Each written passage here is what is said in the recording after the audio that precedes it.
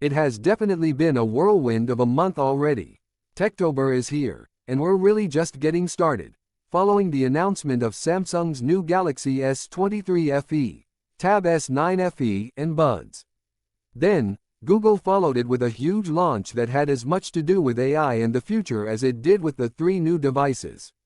While I can't wait to get my hands on all of the cool new camera features coming to the Pixel 8 Pro, there's something else that I'm even more excited about. Amidst all of the AI-enhanced functionalities that are trying to make me ditch my DSLR, I can't help but find myself focused on the Assistant with Bard announcement. Admittedly, I haven't played around Bard or ChatGPT nearly as much as I should, or want to.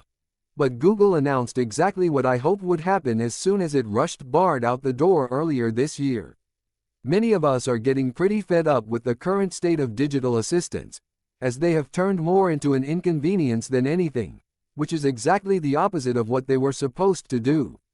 But when Google announced Bard, I think many of us, myself included, just knew that Bard was coming to Assistant in some form or fashion. I should have seen the writing on the wall when Google released Bard extensions, which allows you to use Bard to interact with your different Google apps and services. But when Assistant with Bard was introduced, I got so giddy that I was even annoying myself. Currently, you can use Bard for a wide variety of different tasks, ranging from looking up flight and hotel information to asking it to show specific information from a specific email in Gmail. You can even ask it to create a list of tasks, convert it to a project, and have it added to either Google Docs or Tasks. Can you tell that I'm excited yet? Take all of that and throw it into Google Assistant. Oh, then include some nifty Google Lens features, too, like taking a picture and asking contextual questions about it. Or, as Google uses as an example, take a picture of your puppy and let Assistant with Bard draft a post for social media. I'm disappointed that I have to wait for Google's, in the coming months, timeline to pass in order to use Assistant with Bard. But from the outside looking in, it feels as though Google is aiming to make our lives easier.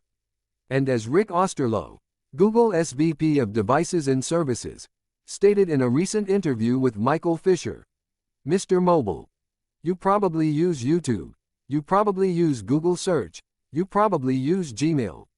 You already use Google. If you want the best place to use all of your Google products, it's going to be on a Pixel. But the same sentiment can be applied to the experience that I'm hoping Assistant with Bard will provide. After seeing what Microsoft has done through its partnership with OpenAI and how ChatGPT with Bing is being integrated into Copilot on Windows 11, I still can't help but be disappointed. The reason is that Chromebooks have had quick and easy access to Assistant for years. Just click the launcher, formerly known as Everything, button and start typing.